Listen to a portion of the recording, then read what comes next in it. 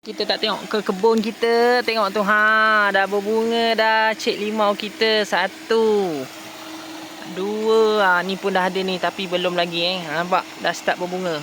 Ni bukti yang kita guna baja Yaramila 15-15. Tu. Jom kita pergi tengok belah sana pula. Jom. Ni. Belah sini pun dah berbunga. Nampak Kita tunjuk kat korang macam ni belum lagi. Kita jujur. Ni belum lagi. Ni. Kita punya pokok limau straight Kita tunjuk.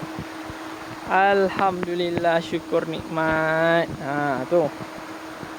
Ni pun dah buah dah cantik dah ni. Nampak? Ada bunga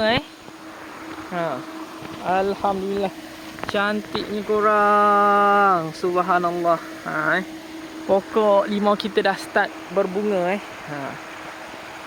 Korang kalau nak limau korang cantik, pokok korang kena tak baja. Nampak? Bila bunga keluar tu tandanya nak berbuah lah. Okay, ni pucuk baru ni. Baja ni boleh mengekalkan kita punya pokok untuk naik pucuk-pucuk baru. Nampak?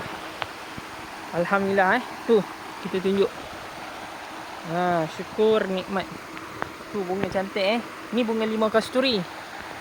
Macam ni bunga dah kurang sebab dia dah start berbuah. Dia bila bunga dah habis, dia buah. Ni pucuk baru. Kalau korang pandang lah. Tu, pucuk baru. Warna dia berbeza kan. Cantik korang. Ni tunjuk kat korang. Alhamdulillah. So yang mana tanam pokok limau kasturi, boleh cubalah baja Yaramila ni. Okay, ni bukti dia. Buktinya. Okay korang.